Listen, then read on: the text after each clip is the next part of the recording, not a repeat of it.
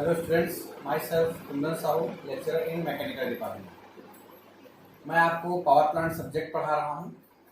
Power plant subject में हमने 2 video lecture कर चुके हैं और इस 2 वीडियो लेक्चर में स्टीम पावर प्लांट का रैंकाइन साइकिल में कर चुका हूँ और सेकेंड वीडियो में मैं आपको न्यूमेरिकल प्रॉब्लम बता चुका हूँ। ठीक है, अब थर्ड जो वीडियो है इस पे हम क्या करेंगे कि जो रैंकाइन साइकिल है, जो स्टीम पावर प्लांट है, उस पर कुछ मॉडिफिकेशंस होते हैं। उसके डायग्राम में बोल सकते हैं या उसके कंपोनेंट में हम कुछ मॉडिफिकेशंस करते हैं और वो मॉडिफिकेशन के बाद क्या क्या उस पर चेंजेस आते हैं वो देखते हैं, उसके बेसिस पे न्यूमेरिकल है। ठीक है, तो आपके एग्जाम में जो मॉडिफिकेशंस होते हैं उसके बेसिस पे न्यूमेरिकल्स नहीं आते। जनरली मैं जो पहले न्यूमेरिकल बताया था उसी टाइप के ही न्यूमेरिकल आते हैं, तो आप उस न्यूमेरिकल को अच्छे से प्रैक्टिस कीजिए, जिसमें एक असाइनमेंट भी दिया हूं मैं आपको।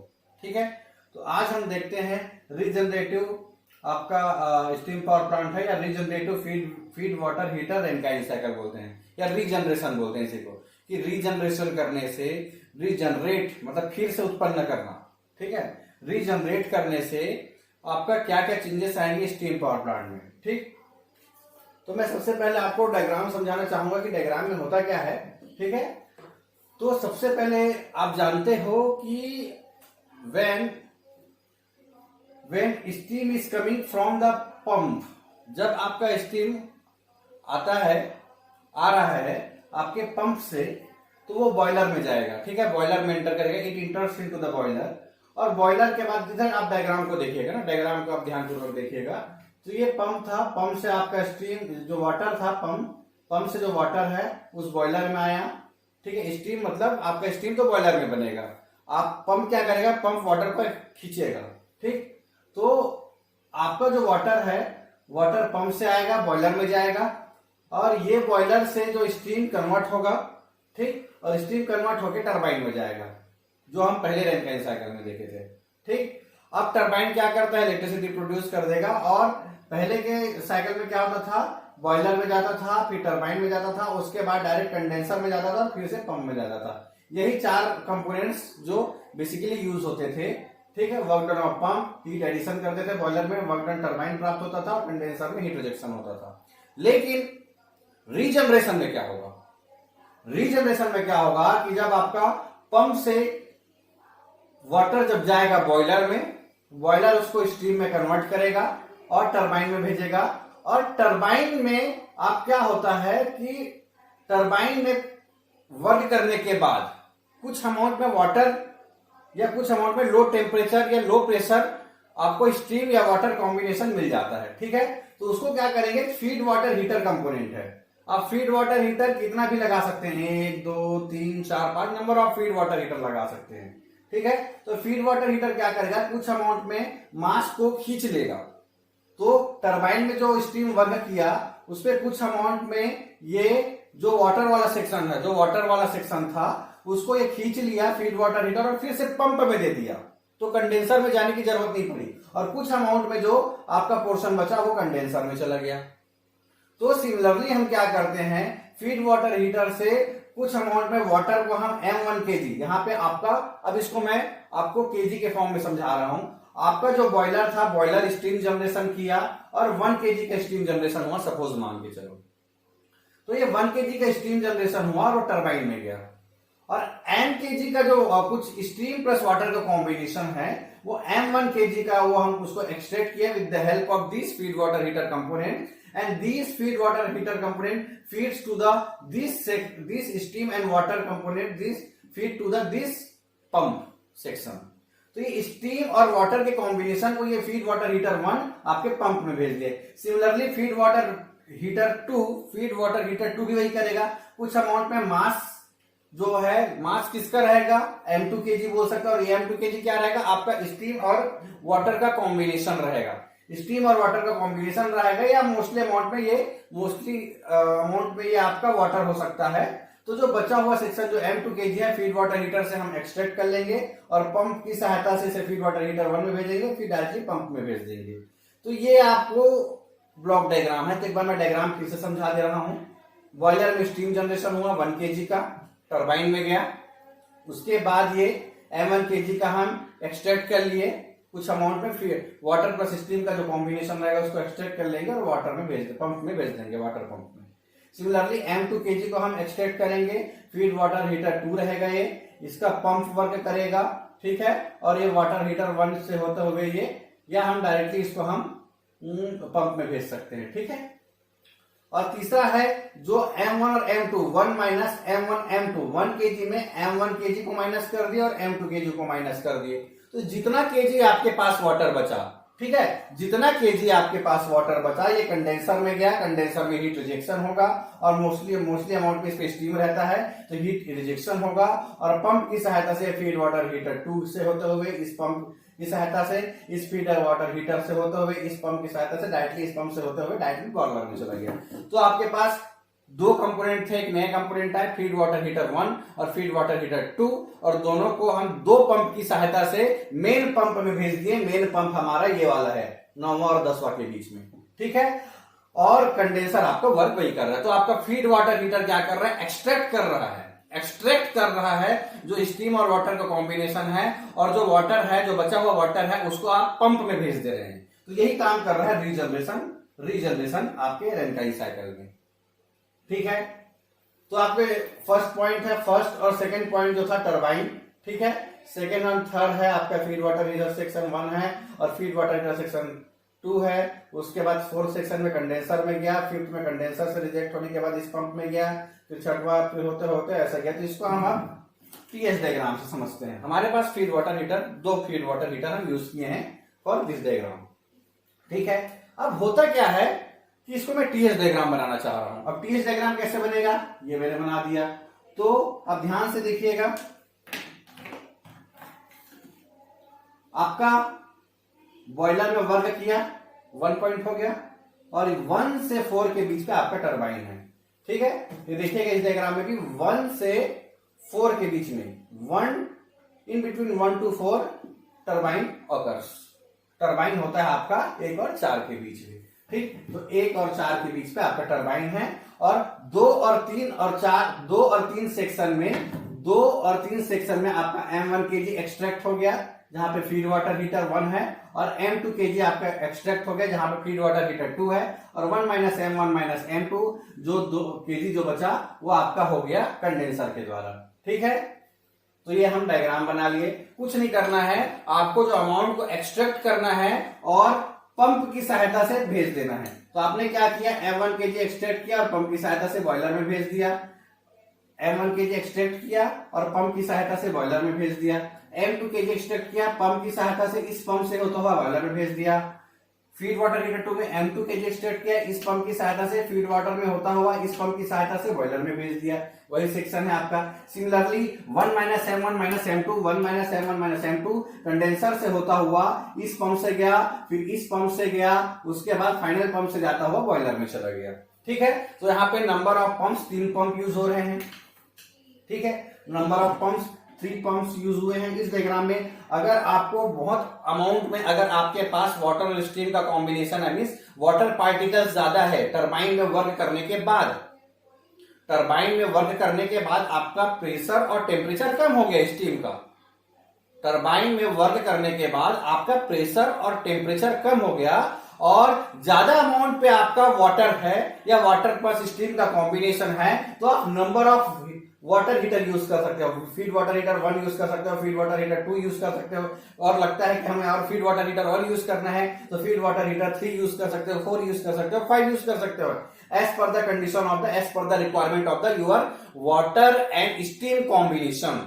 तो वाटर और स्टीम का जितना अमाउंट कॉम्बिनेशन रहेगा, अमाउंट मात्रा, जितना ज्यादा मात्रा रहेगी उसके हिसाब से फीड वाटर हीटर आप यूज करोगे, ठीक है। तो हम इस पे फीड वाटर हीटर 2 यूज किए हैं और एक कंडेंसर यूज किए हैं, तो यहाँ पे 3 पंप यूज हुआ।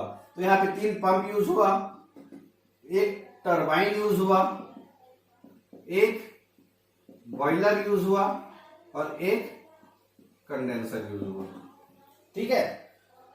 अब आपको देखना है कि जब मैंने फीड वाटर हीटर यूज किया, तो मेरे बेसिक रैंकाइन साइकिल में क्या क्या चेंजेस आए, बेसिक रैंकाइन साइकिल में क्या क्या चेंजेस आए, ठीक है। तो बेसिक रैंकाइन साइकिल में क्या होगा, पहले आपका क्या था, कि जो हीट एडिशन कहां पे होता है, हीट एडिशन आपका बॉयलर में होता है। तो पहले क्या था, हीट एडिशन 1 टू ये इस पॉइंट के बीच होता था, क्योंकि यहाँ पे बस एक पंप लगा रहता था और यहाँ पे बॉयलर था, तो बॉयलर से और पंप के बीच में ही हीट एडिशन होता था, सॉरी बॉयलर में हीट एडिशन होता था, और यहां से यहाँ के बीच में हम हीट एडिशन लेते थे, ठीक है। लेकिन यहाँ पे क्या हो रहा है, हीट एडिशन आपका कहां पे होगा, सिर्फ बॉयलर में होगा, तो यहाँ पे हीट एडिशन 1 और 10 के बीच होगा। जो पहले 1 और इस पॉइंट के बीच हो रहा था, अब वो 1 और 10 के बीच पे हो रहा है। तो यहाँ पे सबसे पहला पॉइंट आया कि आपका हीट एडिशन आपका कम हो गया। फिर से एक बार देखिए, पहले आप क्या करते थे, पहले जब आप नॉर्मल रैंकिन साइकिल बनाते थे तो इस पॉइंट के बीच और इस पॉइंट के बीच आपका बॉयलर था और इसी के बीच आपका हीट एडिशन होता था, ठीक है। तो हीट एडिशन ज्यादा होता था। मैं आपको डायग्राम के रेस्पेक्ट में समझा रहा हूं ना, आप फिजिकली भी समझ सकते हो, ठीक है। तो आपका हीट एडिशन आपका यहां पे कम होगा, क्योंकि यहां पे आपका 1 टू 10 के बीच ही हीट एडिशन हो रहा था। पहले 1 टू इस पॉइंट के बीच होता था, अब 1 से 10 पॉइंट के बीच हो रहा है, तो हीट एडिशन आपका कम हो गया। ये आपको समझ आ गया होगा, ठीक है। तो रीजनरेशन करने का पर्पस क्या है वो बताना चाह रहा हूं। तो क्या क्या इफेक्ट हो रहा है, तो पहला था हमारा हीट एडिशन, अब क्या था second, work done of pump बढ़ रहा है। पंप क्यों बढ़ रहा है, वैसी बात है, एक पंप, दो पंप, तीन पंप, तीनों पंप लग गया है, तो यहां पे वर्क डन ऑफ पंप बढ़ रहा है, ठीक है। अब आप फॉर्मूला जानते हो, W net is equal to turbine minus pump.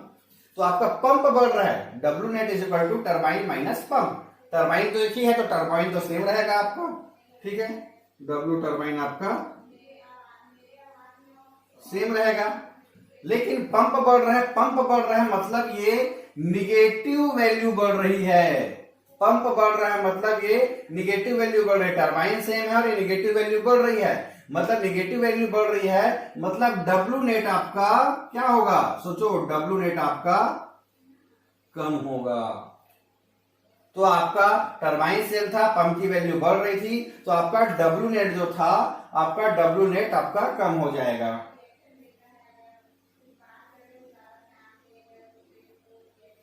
ठीक है। ये हो गया। अब आप देखिएगा, इफिशियंसी भी इसमें बढ़ेगा। अब इफिशियंसी कैसे बढ़ेगा, तो इफिशियंसी का फॉर्मूला होता है W नेट अपॉन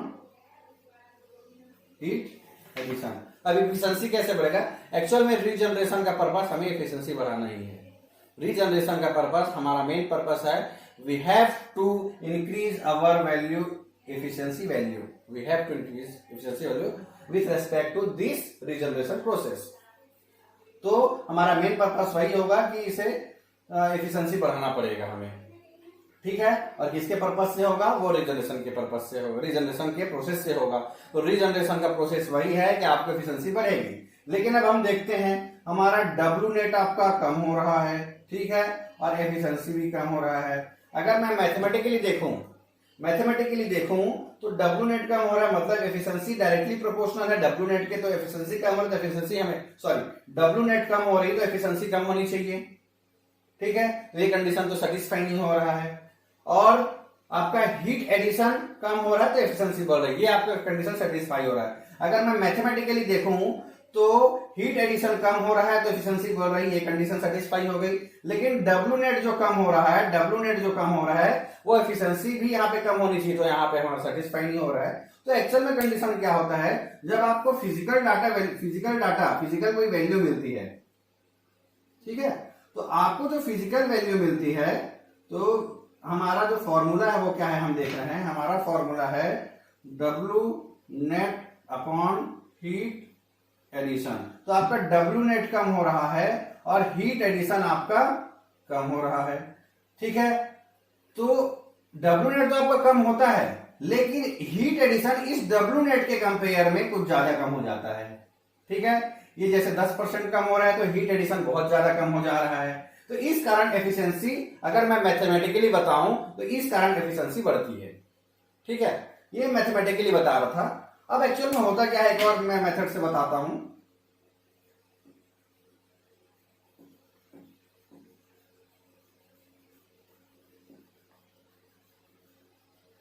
अब एफिशिएंसी और कैसे बढ़ रही है, आपको पता है कि एफिशिएंसी बढ़ रही है।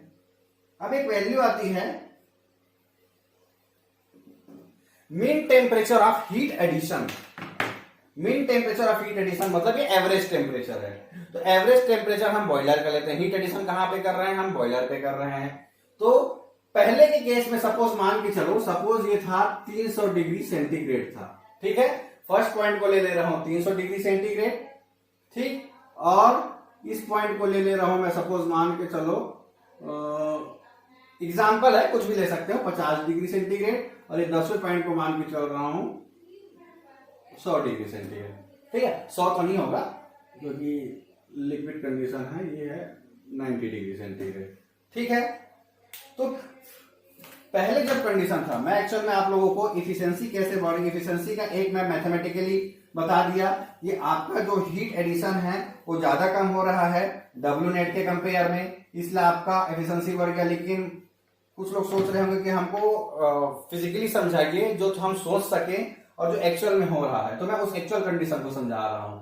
इस डायग्राम के बाद क्या हो रहा है कि पहले मैं ऐसा कंडीशन ले रहा हूं कि नॉर्मल रैंकिन साइकिल है। तो mean temperature of heat addition, mean temperature of heat addition मतलब average temperature between boiler entry point and boiler exit point, sorry boiler entry point and boiler exit point, ठीक। तो ये है mean temperature heat addition, तो दोनों का average temperature. तो मैं अगर नॉर्मल रैंकिन साइकिल की बात करूं, नॉर्मल रैंकिन साइकिल में यहां से लेके यहां तक बॉयलर रहता था, इस पॉइंट से लेके इस पॉइंट तक बॉयलर रहता था, उसका एवरेज टेम्परेचर कितना आएगा 300 धन 50 डिवाइडेड बाई 2, ठीक है। तो आपका यहां पे हो गया, चलो इसको मैं 40 कर लेता हूं, यहां इसको मैं 300 प्लस 40 बाई 2, तो ये 340 बाई 2, ये हो गया आपका 170, ठीक। सिमिलरली हम इसको मैं 80 कर दे रहा हूं, ठीक। Similarly mean temperature of heat addition, अब इस रीजनरेशन पॉइंट पे गया, ठीक है। तो ये 300 प्लस 80 डिवाइडेड बाई 2, 380 बाई 2, तो ये हो गया आपका 190। एक्चुअल में डाटा एग्जैक्ट मिले करके मैं कैलकुलेशन को थोड़ा चेंज कर दिया हूं, ठीक।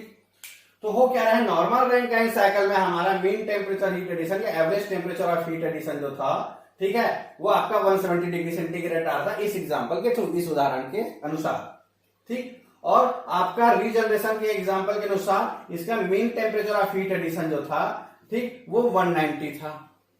तो temperature heat addition, average temperature of heat addition किसका आया, किसका ज्यादा आया, आपका इस फीड वाटर हीटर वाले एग्जांपल में। नॉर्मल रैंकिन साइकिल वाले एग्जांपल में ये लो आया, ठीक। तो इस पर्पज से आपका एफिशिएंसी बढ़ जाता है।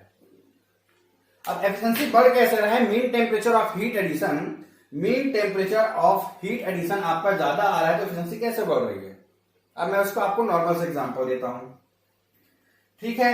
आप वाटर पानी गर्म कर रहे हो, तो किसमें जल्दी आपका पानी गर्म होगा, आप टेम्परेचर दे रहे हो 170 डिग्री सेंटीग्रेड और एक टेम्परेचर दे रहे हो 190 डिग्री सेंटीग्रेड, ठीक है। मैं एग्जांपल ले रहा हूं टेम्परेचर का, एक टेम्परेचर आपका 170 डिग्री सेंटीग्रेड और दूसरा टेम्परेचर है 190 डिग्री सेंटीग्रेड। तो ज्यादा टेम्परेचर आपको मिल रहा है इस वाले फीड वाटर हीटर सेक्शन में, जहां पे हीट एडिशन आपको ज्यादा देना, mean temperature of heat addition, sorry temperature जो है हीट एडिशन के कंपेयर में जो टेम्परेचर है उस केस में, हीट एडिशन वाले केस पे, फीड वाटर हीटर वाले केस पे आपका mean temperature of heat addition है ज्यादा आ रहा है। मतलब आप ज्यादा टेम्परेचर आपको मिल जा रहा है फीड वाटर हीटर सेक्शन में, और ज्यादा टेम्परेचर मिल जा रहा है तो बॉयलर जो है आसानी से ज्यादा स्टीम कन्वर्ट करेगा, high temperature high pressure steam convert करेगा, ठीक है। और high pressure high temperature steam convert करेगा तो क्या होगा कि टरबाइन में high pressure high temperature steam ज्यादा जाएगा, टरबाइन ज्यादा घूमेगा और आपको इलेक्ट्रिसिटी ज्यादा मिलेगी। आपको मीन टेम्परेचर हीट एडिशन ज्यादा प्राप्त हुआ इस फीड वाटर हीटर सेक्शन में, तो ज्यादा स्टीम जनरेशन होगा, ज्यादा स्टीम जनरेशन होगा तो टरबाइन ज्यादा घूमेगा, हाई प्रेशर से हाई टेम्परेचर के साथ ज्यादा घूमेगा, और ज्यादा घूमेगा तो ज्यादा इलेक्ट्रिसिटी जनरेशन होगा, तो आपकी इफिशिएंसी तो ऐसी बढ़ जाएगी जी। तो इसीलिए mean temperature of heat addition अगर आपको ज्यादा प्राप्त होता है तो with the help of this higher mean temperature addition value you will get higher efficiency from this diagram and from this example. Got it? Okay. तो ये था आपका एफिशिएंसी बढ़ने का मेन फंडा। आपको मैथमेटिकली भी बता दिया कि हीट एडिशन जो है ज्यादा होता है आपका नेट कम होने के कंपेयर में। सॉरी, हीट एडिशन का जो efficiency is equal to W net upon heat addition, तो ये ज्यादा कम हो रहा है इसके कंपेयर में, इसलिए एफिशिएंसी बढ़ जा रही है। और ज्यादा अच्छे से समझ आपको आएगा, mean temperature of heat addition की वैल्यू आपकी बढ़ रही है, इसलिए आपको यहाँ पे एफिशिएंसी हायर मिल रही है। तो कोई भी पूछेगा कि रीजनरेशन में एफिशिएंसी कैसे मिलती है, तो आप with the help of this diagram you can easily derive what's the main factor to increase the efficiency in this case। आप आसानी से बता सकते हो। you can easily tell about what's the situation here। got it? तो ये था आपका मेन एफिशिएंसी बढ़ने का तरीका। ठीक, तो ये पूरा कंडीशंस मेरे नोट्स में भी है। अब एक और चीज आती है, सपोज मैं मान के चलो कि एक ही फीड वाटर हीटर ले रहा हूं। ये जनरली जो कंडीशन बता रहा हूं ये आपके न्यूमेरिकल बनाने में यूज होंगे, जो जनरली नहीं आते हैं, लेकिन ऑनलाइन का टाइम है, कुछ भी दे सकता है। ठीक है, ये हमारा था टीएस डायग्राम, ये मैंने गया ऊपर पे और ये गया, एक ही फीड वाटर हीटर यूज कर रहा हूं। ठीक है, 1 2 3, एक फीड वाटर हीटर इसलिए यूज कर रहा हूं, आपको समझने में आसानी जाएगी। अगर न्यूमेरिकल बनाओगे तो जनरली एक ही फीड वाटर हीटर यूज होगा, 6 7। ठीक है, 7 और इसको 8 ले लेता हूं। चलो अब देखते हैं क्या क्या हो रहा है। फीड वाटर हीटर यहां कहीं पे है। ठीक, जहां पे M1 kg आया, ये 1 kg स्टीम था। ठीक है, M1 kg एक्सट्रैक्ट कर लिए यहां से, और यहां से क्या होगा 1 माइनस M1 kg, इधर से गया, इधर गया, इधर गया, और यहाँ पे फिर से ये 1 kg हो गया। 1 kg कैसे होगा, ऑब्वियस सी बात है, ये 1 माइनस M1 kg यहाँ पे मिला और M1 kg यहाँ पे मिला, तो M1 कट जाएगा, positive MM negative MM cut जाएगा, तो 1 kg ऑब्वियसली बचेगा। तो फीड वाटर हीटर आपको कहाँ पे है, फीड वाटर हीटर 1 ना, फीड वाटर हीटर यहाँ पे है। तो यहाँ पे क्या क्या वैल्यू आ रही है, एक 2 आ रही है, सेकंड पॉइंट से एक आ रही है, और एक इस 5वें पॉइंट से आ रही है। ठीक है, इस 5वें पॉइंट से आ रही है, और जा कहां से रही है, ठीक है, सेकंड पॉइंट से आ रही है, 5वें पॉइंट से आ रही है, और जा रही है इस 6वें पॉइंट से। ठीक, तो आप एक एनर्जी बैलेंस इक्वेशन बोलते हैं इसे, ये न्यूमेरिकल बनाने के टाइम यूज होगा। अगर न्यूमेरिकल आता है तो इस एनर्जी बैलेंस इक्वेशन को यूज करना पड़ेगा। ठीक है, न्यूमेरिकल बनाने के लिए बस यूज होगा, और बाकी पूरी वैल्यू आप वैसे निकालोगे जैसे पहले बताया था। इसका न्यूमेरिकल नहीं आता है, लेकिन इस एनर्जी बैलेंस इक्वेशन को मैं समझा दे रहा हूं कि कैसे आप वैल्यू निकालोगे। ठीक है, तो सेकेंड पॉइंट पे क्या है आपका H2 और 1 kg है। ठीक है, 5वें पॉइंट पे क्या है आपका 1 माइनस M1 kg और H5, और 6वां पॉइंट भी दोनों मिलके H6 हो गया। तो यहां से 1.H2 plus 1 minus M1 dot H5 is equal to H6। तो H6 यहां से निकाल सकते हो इस फॉर्मूले से। ठीक है, H6 इस फॉर्मूले से निकाल सकते हो, इस एनर्जी बैलेंस इक्वेशन से। 1.H2 plus 1 minus M1 dot H5 dot मतलब इंटू हो गया इक्वल टू H6। तो ये न्यूमेरिकल बनाने के लिए बस यूज हो रहा है, और आपके एग्जाम में न्यूमेरिकल जनरली नहीं आते हैं। ठीक है, मैं आपके एग्जाम पॉइंट ऑफ व्यू पढ़ा रहा हूं, क्योंकि इतने से कम टाइम में आपको पूरा समझा पाऊं दैट इज इम्पॉसिबल। ठीक, तो आप इसको बस देखते चलिएगा। ये था आपका रीजनरेटिव रेनकाइन साइकिल। ठीक है, अब मैं रीड भी पढ़ा देता हूं, तो इसके लिए आपको थोड़ा सा वेट करना पड़ेगा।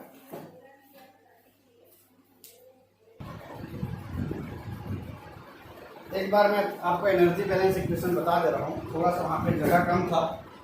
ठीक है, आपके पास स्पेस कम था करके आपको अच्छे से समझ नहीं आ रहा था, तो एक बार आपको फिर से बता दे रहा हूँ एनर्जी बैलेंस इक्वेशन आप कैसे फाइंड करोगे। ये फर्स्ट पॉइंट है, और सेकंड पॉइंट में फीड वाटर हीटर था। तो यहाँ से हमने क्या किया है, एक्सट्रैक्ट कर लिया है, तो M kg एक्सट्रैक्ट कर लिया, और नीचे जो कंडेंसर है, कंडेंसर में 1 माइनस M kg आ गया, इस पंप से यहाँ पहुँच गया और इस पंप से बॉयलर में पहुँच गया।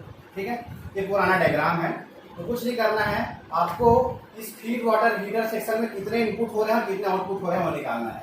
इस फीड वाटर हीटर में ये 2 से 1 वैल्यू आ रही है mkg का, 2 से 1 वैल्यू आ रही है mkg का, तो इनकमिंग एक इनकमिंग ये हो गया, ठीक है। एक इस 4 और 5 वाले सेक्शन से, इस पंप वाले सेक्शन से एक इनकमिंग आ रहा है जिसका है 1 माइनस mkg, तो इस 5 वाले सेक्शन से 1 माइनस mkg आ रहा है। और आउटपुट कहाँ हो रहा है, 2 और 5 वाले आ रहे हैं और इस 6 से आउटपुट हो रहा है, तो 6 से S6 के लिए उसके एनर्जी बैलेंस इक्वेशन क्या होगा, m dot H2 plus 1 minus m dot H5 is equal to H6। तो ये वैल्यू आपकी एक इक्वेशन मिल जाता है, इसे आप नोट डाउन कर लीजिएगा। वहां पे स्पेस कम था इसलिए मैं फिर से बता रहा हूं यहाँ पे, ठीक। और वहां पे थोड़ी सी इस वैल्यू को मैं 1 लिख दिया था तो वो गलत हो गया था, एक्चुअल में m डॉट ही रहेगा, वहां पे 1 लिख दिया था क्योंकि आपके पास 1 kg थोड़ी आ रहा है, आपके पास mkg आ रहा है, ठीक है। इसलिए थोड़ा सा पहले स्पेस कम था और यहाँ पे mkg की जगह 1 kg लिख दिया था, इसके लिए सॉरी, ठीक। यहाँ पे mkg ही रहेगा क्योंकि आपके पास 2 से mkg हीट एक्सट्रैक्ट हो रहा है, स्ट्रीम एक्सट्रैक्ट हो रहा है, और यहाँ से 1 माइनस mkg यहाँ से एक्सट्रैक्ट हो रहा है, और इस 6वें पॉइंट से आप एग्जिट हो जा रहा है। 6वें पॉइंट से m और 1 माइनस m दोनों मिलकर कितना हो जा रहा है, 1 kg, नेगेटिव m और पॉजिटिव m कट जाएगा तो 1 kg एक्सट्रैक्ट होगा। एक इक्वेशन ये होगा m dot H2 plus 1 minus m H5 और इक्वल टू H6। अब सपोज आपको गिवन दे दिया, अब क्वेश्चन आप कैसे सॉल्व करोगे इसका, गिवन आपको दे दिया 350 डिग्री सेंटीग्रेड, ठीक, और 20 बार, पहला कंडीशन ये दे दिया। सेकेंड, फीड वाटर हीटर जो एक्सट्रैक्ट हो रहा है उसका कंडीशन दे दिया, उसका प्रेशर दे दिया, P2 दे दिया आपका 5 बार, ठीक है। और सिमिलरली कंडेंसर से जो जा रहा है 0.08 बार, ये 3 कंडीशन दे दिया है और आपको एफिशिएंसी निकालनी है, ठीक है। तो आप कैसे निकालोगे, और रीजनरेशन कंडीशन है ना, रीजनरेशन कंडीशन है, तो ये 3 कंडीशन दे दिया आपको, 350 डिग्री सेंटीग्रेड 20 बार दे दिया है, 5 बार दे दिया है, 0.08 बार दे दिया है। पहला प्रेशर था और टेम्परेचर T1 है, ये T1 है, ठीक, P2 है और P3 है। अब इस कंडीशन में आपको कुछ नहीं करना है, हर पॉइंट पे आपको एंथैल्पी निकालनी है। तो फर्स्ट पॉइंट पे तो ये आप गिवन डाटा आप नोट डाउन कर लीजिए, आप घर में भी बना सकते हो, ठीक है। तो गिवन डाटा है, गिवन डाटा को मैं इधर लिख दे रहा हूँ, ठीक, 300 डिग्री से 350 डिग्री सेंटीग्रेड और 20 बार, ये पहला कंडीशन हो गया। दूसरा है 5 बार और तीसरा है 0.08 बार, ये 3 कंडीशन है। और आपको फाइनल क्या फाइंड करना है, एफिशिएंसी फाइंड करना है। तो सबसे पहले स्टेप क्या रहेगा, H1 फाइंड करना। H1 कैसे फाइंड करोगे, स्टीम टेबल में जाओगे, 350 डिग्री सेंटीग्रेड और 20 बार मतलब super heated condition, pressure temperature एक साथ दिया है मतलब सुपर हीटेड कंडीशन। तो super heated condition steam table से आपका H1 निकल जाएगा, ठीक है। सिमिलरली S1 भी निकल जाएगा उसी सुपर हीटेड कंडीशन में, और S1 इज इक्वल टू क्या होगा आपका S2 होगा, इज इक्वल टू क्या होगा S3 होगा, ठीक। अब आप सेकेंड पॉइंट भी निकाल सकते हो और थर्ड पॉइंट भी निकाल सकते हो, है ना। तो सेकेंड पॉइंट H2 कैसे निकालोगे, H2 भी दे दिया रहता है कुछ कंडीशन में, ठीक है, H2 भी दे दिया रहेगा, और नहीं दिया रहेगा तो आप यहां से भी निकाल सकते हो। S2 is equal to SF plus H2 SFG, ठीक है। यहां से आपका X2 निकल जाएगा, X2 की कुछ वैल्यू आएगी, ठीक। इस X2 की वैल्यू आएगी तो डायरेक्टली इस फॉर्मूले में पुट कर दीजिएगा, H2 is equal to HF plus X2 HFG, यहाँ से आपका H2 निकल जाएगा, H2 की वैल्यू कुछ आ जाएगी, ठीक है। तो आपका H1 निकल गया, H2 निकल गया। सिमिलरली आप क्या कर सकते हो, H3 भी निकाल सकते हो क्योंकि S1 is equal to S3 है, तो S3 इज इक्वल टू क्या होगा SF प्लस X3 SFG। लेकिन ये जो वैल्यू है 0.08 बार पे रखोगे, पहले वाली जो वैल्यू थी 5 बार पे रख रहे थे जो वैल्यू थी, अब जो वैल्यू रहेगी आप 0.08 बार पे रखोगे, तो यहाँ पे आपकी X3 की कुछ वैल्यू आ जाएगी, X3 की कुछ वैल्यू आएगी, तो यहाँ से फिर आप H3 निकाल सकते हो, H3 is equal to HF plus X3 HFG यहाँ से, और पूरी वैल्यू 0.08 अब जहां पे वर्क कर रहे हो वो प्रेशर लोगे, आप यहाँ पे वर्क कर रहे हैं तो 5 बार लोगे, लेकिन हम वर्क कहाँ पे कर रहे हैं, इस तीसरे और चौथे पॉइंट के बीच वर्क कर रहे हैं, तो तीसरा पॉइंट और चौथा पॉइंट मतलब 0.08 बार। तो 0.08 बार है, यहाँ पे H3 निकल जाएगा और H4 क्या निकल जाएगा आपका HF, वही H4 HF होगा, ठीक है। और वर्क डन और पंप की फॉर्मूले से आपका H5 निकल जाएगा, ठीक, H6 निकल जाएगा, सिमिलरली H7 भी निकल जाएगा वर्क डन और पंप के फॉर्मूले से, ठीक। तो ये पूरा आपका एंथैल्पी निकल जाएगा, तो पूरा एंथैल्पी निकल गया तो आप पूरा फॉर्मूला प्रूव कर सकते हो, पूरी वैल्यू गेट द आंसर। तो इसका न्यूमेरिकल नहीं आता है बस, हाँ। और H6 कैसे फाइंड करोगे, H6 m dot H2 plus 1 minus m H5 is equal to H6, तो यहाँ से आपका H6 भी फाइंड हो जाएगा, ठीक है। इसीलिए एनर्जी बैलेंस इक्वेशन जो है यूज होता है। पुराने नीचे में थोड़ा सा मैं गलत बता दिया था क्योंकि वहाँ पे स्पेस भी कम था, है ना, तो यहाँ से मैं उसको करेक्ट करके बता रहा हूँ। m dot H2 m dot इसलिए हुआ क्योंकि यहाँ से m kg हीट एक्सट्रैक्ट हो रहा है, स्टीम एक्सट्रैक्ट हो रहा है, और यहाँ से 1 माइनस m जा रहा है, तो H5 वाले एंथैल्पी में, H2 वाले एंथैल्पी में दोनों input equal to output, energy balance equation बोल रहे हैं इसे। तो with the help of this energy balance equation you can easily find out the value of H6। तो ये न्यूमेरिकल है, आप इस न्यूमेरिकल को घर में ट्राई कीजिए, असाइनमेंट भी हो सकता है, चाहो तो असाइनमेंट में आप इसको बना सकते हैं। ये हुआ आपका रीजनरेशन इस साइकिल की वैल्यू, ठीक है। अब मैं आपको रीहीट पढ़ाता हूं, तो थोड़ा सा आप वेट कीजिए।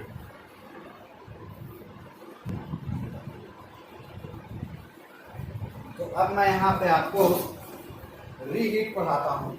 रीहीट आपको वर्ड से स्पष्ट हो रहा है, शब्द से ही स्पष्ट हो रहा होगा। रीहीट मतलब फिर से हीट करना, ठीक है। तो यहाँ पे देखिएगा, ये बॉयलर वाला सेक्शन है, मैं पहले इसको बता देता हूँ, ठीक है। ये आपका बॉयलर है, ठीक है। बॉयलर से स्टीम जनरेट हुआ, इस हाई प्रेशर टरबाइन में गया, जैसे ही हाई प्रेशर टरबाइन में गया उसके बाद ये टरबाइन में वर्क करने के बाद फिर से बॉयलर में चला गया, फिर से बॉयलर में चला गया, फिर इसके बाद फिर लो प्रेशर टरबाइन में आया, फिर इस टरबाइन में वर्क किया, उसके बाद फिर कंडेंसर में आया, फिर पंप में आया, उसके बाद फिर से बॉयलर में गया। और पंप इधर आएगा मतलब ये वाटर रहेगा, ऊपर साइड स्टीम और रहेगा, इधर स्टीम प्लस कॉम्बिनेशन रहेगा, स्टीम प्लस वाटर का कॉम्बिनेशन, और यहाँ पे वाटर बॉयलर में चला जाएगा। तो बॉयलर से आपका स्टीम निकला, हाई प्रेशर टरबाइन में गया, उसके बाद वो हाई प्रेशर टरबाइन में था तो जो स्टीम था, स्टीम का प्रेशर और टेम्परेचर दोनों लो हुआ होगा, कुछ अमाउंट में फिर वाटर में कन्वर्ट हुआ होगा, तो फिर से उसे हम बॉयलर में भेज दिए, फिर वो स्टीम में कन्वर्ट हो गया, फिर वो स्टीम करने के बाद लो प्रेशर टरबाइन में चला गया, लो प्रेशर टरबाइन में जाने के बाद वो आपका कंडेंसर में गया, फिर यहाँ से हीट रिजेक्शन हुआ, फिर पंप में गया, वर्क डन ऑफ पंप मिला यहाँ से, ठीक है, पंप जो है वर्क डन ऑफ पंप मिला, उसके बाद वो फिर से बॉयलर में चला गया। तो अब हम इसे टीएस डायग्राम में देखते हैं। टीएस डायग्राम में देखेंगे, सपोज मान के चलो कि पहला पॉइंट था आपका 20 बार और 350 डिग्री सेंटीग्रेड, 20 बार और 350 डिग्री सेंटीग्रेड था। तो हम बॉयलर से 20 बार तक हीट किए और 350 डिग्री सेंटीग्रेड हीट किए, उसके बाद ये वाला जो सेक्शन है 1 to 2 आपका हाई प्रेशर टरबाइन है, इस हाई प्रेशर टरबाइन में वर्क किया, उसके बाद जैसे ही हाई प्रेशर टरबाइन में वर्क किया वहां से आपको एक इलेक्ट्रिसिटी मिल गई, यहाँ से फिर एक इलेक्ट्रिसिटी मिली, है ना। तो हाई प्रेशर टरबाइन में जैसे ही वर्क किया वहां से आपको इलेक्ट्रिसिटी मिल गई, लेकिन आपका फिर से कुछ अमाउंट पे वाटर और स्टीम का कॉम्बिनेशन मिल गया था। तो हम क्या किए, उसे फिर से इस प्रेशर पे पहले क्या था, हाई प्रेशर था जो 20 बार था, 350 डिग्री सेंटीग्रेड था। मैं प्रेशर और टेम्परेचर एग्जाम्पल के लिए ले रहा हूँ, ये कुछ भी हो सकता है as per the design condition of the manufacturer, ठीक। तो मैन्युफैक्चरर के डिजाइन कंडीशन के हिसाब से वो आप या डाटा के हिसाब से वो हम देखेंगे। यहाँ पे एग्जांपल ले रहा हूँ, तो 20 बार और 350 डिग्री सेंटीग्रेड, 20 बार और 350 डिग्री सेंटीग्रेड पे वर्क किया, उसके बाद इस सेकंड पॉइंट में आ गया। अब सेकंड पॉइंट पे क्या प्रेशर रहेगा, सेकंड पॉइंट में प्रेशर सपोज मान के चलो कि 5 बार, ठीक है। सेकंड पॉइंट पे प्रेशर रहेगा 5 बार और थर्ड पॉइंट पे प्रेशर रहेगा आपका 5 बार, प्रेशर सेम रहेगा और टेम्परेचर 350 डिग्री सेंटीग्रेड। तो यहाँ पे बस प्रेशर था, टेम्परेचर यहाँ पे कम हुआ होगा, कुछ अमाउंट पे टेम्परेचर भी कम हुआ होगा। तो टेम्परेचर मान के चलो कि 110 डिग्री सेंटीग्रेड था सेकंड पॉइंट पे, तो पहले पॉइंट पे 350 डिग्री सेंटीग्रेड और 20 बार हाई प्रेशर टरबाइन उस पर वर्क किया, तो यहाँ पे प्रेशर और टेम्परेचर दोनों कम हुआ। प्रेशर और टेम्परेचर कितना हो गया, सपोज मान के चलो, सपोज मान रहे हो आप ना, एग्जैक्ट वैल्यू नहीं है ये तो बोलिएगा कि सर तो बताया था इतना होता है, मतलब इतना होता है। आपको मैं समझाने के लिए बस बता रहा हूँ। तो ये 5 बार सपोज था और 110 डिग्री सेंटीग्रेड था, लेकिन आपको क्या करना, रीहीट करना है, फिर से हीट करना है। तो फिर से हीट कहाँ करोगे, फिर से आप इस बॉयलर सेक्शन में ले जाओगे, और बॉयलर सेक्शन में कहाँ तक जा रहा है, बॉयलर सेक्शन में 350 डिग्री सेंटीग्रेड तक हीट हो रहा है। तो 5 बार और 350 डिग्री सेंटीग्रेड फिर मिल गया। तो उसके बाद फिर से इस लो प्रेशर टरबाइन में वर्क करेगा, और लो प्रेशर टरबाइन में वर्क करेगा। तो यहाँ पे जो चौथा पॉइंट है, चौथा पॉइंट में सपोज मान के चलो 0.08 बार, तो 0.08 बार में वर्क कर जाएगा। और यहाँ पे कंडेंसर है तो यहाँ पे हीट रिजेक्शन होगा, और पंप है तो वर्क ऑन पंप होगा, और जो वाटर है वाटर पंप फिर से इस बॉयलर सेक्शन में भेज देंगे। तो यही है हमारा रीहीट। रीहीट पे क्या हो रहा है, क्या क्या कंपोनेंट लग रहे हैं आपके, फिर से ध्यान से देखिएगा। तो रीहीट पे क्या क्या कंपोनेंट लग रहे हैं, रीहीट पे आपका एक बॉयलर, 2 टरबाइन, एक कंडेंसर और एक आपका पंप। एक बॉयलर, 2 टरबाइन, एक कंडेंसर, एक पंप। इसके हिसाब से क्या क्या वैल्यू आपकी चेंज हो जाएगी। मेरे पास जगह कम है इसलिए बार बार इसको रिमूव कर रहा हूँ। ठीक, तो 2 टरबाइन है, तो डब्ल्यू नेट का फॉर्मूला क्या होता है आपका, टरबाइन माइनस पंप। तो आपका टरबाइन की वैल्यू बढ़ रही है, पंप तो एक ही है तो पंप तो आपका सेम रहेगा, पंप आपका सेम रहेगा, और टरबाइन की वैल्यू बढ़ रही है। टरबाइन की वैल्यू क्यों बढ़ रही है, क्योंकि आपके पास 2 टरबाइन है, एक हाई प्रेशर टरबाइन है, एक लो प्रेशर टरबाइन है। तो 2 टरबाइन है, जैसे टरबाइन की वैल्यू बढ़ रही है, पंप की वैल्यू सेम है, तो डब्ल्यू नेट की वैल्यू आपकी बढ़ जाएगी, ज्यादा वर्क डन प्राप्त होगा आपको। ठीक है, हीट एडिशन क्या होगा बताइए, हीट एडिशन बढ़ेगा कि कम होगा, ऑब्वियस सी बात है, हीट एडिशन यहाँ पे बढ़ेगा। एक बार हीट एडिशन यहाँ पे हो रहा है, और एक बार हीट एडिशन आपका यहाँ पे हो रहा है। एक बार हीट एडिशन 1 से 6 के बीच हो रहा है, और एक बार हीट एडिशन 3 से 2 के बीच हो रहा है, तो हीट एडिशन आपका बढ़ जाएगा। ठीक है, ड्राइनेज फ्रैक्शन क्या होगा, ड्राइनेज फ्रैक्शन x होता है mass of vapour divided by mass of vapour plus mass of liquid. तो हमारा मेन पर्पस क्या है, इस ड्राइनेज, हमारा रीहीट का मेन पर्पस क्या है, ड्राइनेज फ्रैक्शन को बढ़ाना। मेन पर्पस यही है, ड्राइनेज फ्रैक्शन को बढ़ाना। सपोज ये रीहीट नहीं होता, सपोज ये नॉर्मल साइकिल होती, तो यहाँ कहीं का था और यहाँ कहीं पे x की वैल्यू कम रहती है, और यहाँ पे x4 की वैल्यू आपको ज्यादा मिलेगी। ठीक है, ड्राइनेज फ्रैक्शन वही है, mass of vapour to the mass of vapour plus mass of liquid, mass of vapour divided by mass of total. Total में क्या होगा, mass of vapour plus mass of liquid. ठीक है, तो आपका यहाँ पे ड्राइनेज फ्रैक्शन बढ़ जाएगा। अब ड्राइनेज फ्रैक्शन आपका बढ़ा, ठीक, ड्राइनेज फ्रैक्शन बढ़ा, ऑब्वियस सी बात है कि टरबाइन में ज्यादा स्टीम आएगा, ज्यादा हीट रहेगा। ठीक है, तो टरबाइन में नमी कम आएगी। ड्राइनेज फ्रैक्शन बढ़ा मतलब सूखापन बढ़ा, सूखापन बढ़ा, और सूखापन बढ़ा मतलब टरबाइन आपका एकदम हीट रहेगा, ज्यादा टेम्परेचर मिलेगा, ज्यादा प्रेशर मिलेगा, ज्यादा स्टीम रहेगा। तो आपकी लिक्विड वाली वैल्यू कम क्रिएट होगी, और लिक्विड वाली वैल्यू कम क्रिएट होगी तो आपका टरबाइन का टूटने का जो क्रीप के कारण फेल्योर होता है, विथ रेस्पेक्ट टू टाइम जो फेल्योर होता है, वो फेल्योर आपका कम हो जाएगा। तो आपकी टरबाइन की लाइफ आपकी बढ़ जाएगी। तो हमारा मेन पर्पस यही रहता है रीहीट का, कि टरबाइन की लाइफ को बढ़ाना, और टरबाइन की लाइफ को बढ़ेगा, यहाँ पे डब्ल्यू नेट भी बढ़ रहा है, और इफिशियंसी एकदम स्लाइटली बढ़ता है, इफिशियंसी एकदम स्लाइटली बढ़ता है। ठीक है, अभी इफिशियंसी स्लाइटली बढ़ता है, यहाँ पे एफिशिएंसी नेग्लिजिबल रहता है, एकदम लेस अमाउंट में बढ़ता है, लेकिन बढ़ता है। जैसे 30% मिल रहा था तो आपको 31% मिलेगा, 30.5% मिलेगा, तो एफिशिएंसी स्लाइटली बढ़ता है। तो क्या क्या चेंजेस आया, आपका टरबाइन बढ़ा, डब्ल्यू पंप सेम हुआ, आपका डब्ल्यू नेट बढ़ जाएगा, फिर ड्राइनेज फ्रैक्शन बढ़ा, आपका एफिशिएंसी स्लाइटली बढ़ा। ठीक है, और आपका क्या बढ़ गया देख लेते हैं, एक्स बढ़ गया, हीट एडिशन आपका बढ़ जाएगा यहाँ पे। ठीक है, और हीट रिजेक्शन भी आपका बढ़ जाएगा। अब सब डायग्राम समझिए, हीट एडिशन यहाँ से यहाँ के बीच भी हो रहा है और 3 से 2 के बीच भी हो रहा है, इसलिए हीट एडिशन बढ़ गया। हीट रिजेक्शन पहले कहाँ से होता, यहाँ से यहाँ के बीच होता है, नॉर्मल साइकिल रहता है तो, लेकिन अभी रीहीट हो गया है तो 4 से 5 के बीच हो रहा है, तो आपका हीट रिजेक्शन भी बढ़ गया है। ठीक है, mean temperature of heat addition भी बढ़ जाएगा, average temperature of heat addition, obvious सी बात है कि आपका हीट एडिशन बढ़ रहा है तो average temperature of heat addition भी बढ़ेगा। तो ये सब डाटा आपकी चेंजेस होगी रीहीट में। तो रीहीट का पर्पस वही है, इसका भी आप न्यूमेरिकल बना सकते हो। न्यूमेरिकल आपके एग्जाम में आता नहीं है, इसलिए आप सिर्फ बेसिक आप ब्लॉक डायग्राम और टीएच डायग्राम को समझिए।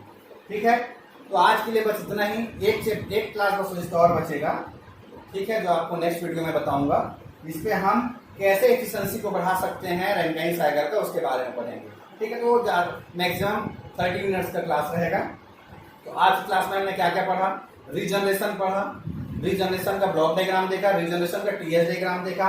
आप XS diagram, enthalpy entropy diagram भी बना सकते हो। ठीक, लेकिन मैं आपको टीएच डायग्राम के द्वारा ही समझा दिया। उस रीजनरेशन में क्या क्या इफेक्ट, क्या क्या चेंजेस होते हैं वो भी बता दिया था मैं। उसका एनर्जी बैलेंस इक्वेशन भी बता दिया था। वो एनर्जी बैलेंस इक्वेशन आपके न्यूमेरिकल बनाने टाइम आपका यूज होगा। सिमिलरली रीहीटिंग किया, रीहीटिंग का भी मैं आपको ब्लॉक डायग्राम बता दिया। रीहीटिंग में 2 टरबाइन यूज होते हैं, बस यही था एक बेसिक चेंजेस। और जिस 2 टरबाइन के कारण आपका 2 हीट एडिशन हो रहा है। ठीक है, 2 बार हीट एडिशन हो रहा है क्योंकि 2 बार बॉयलर में जा रहा है, और इसके कारण क्या क्या फिनोमेना चेंज हुआ, क्या क्या फिनोमेना हुआ, वो आप यहाँ पे देख चुके हैं। ठीक है, तो आपको आज पूरा डाउट क्लियर हो गया होगा। अच्छे से देखिए मेरे वीडियो को, अच्छे से समझिए। कोई डाउट हो तो मुझे व्हाट्सअप कीजिए, मेरे यूट्यूब में लिंक में शेयर कीजिए कि सर कोई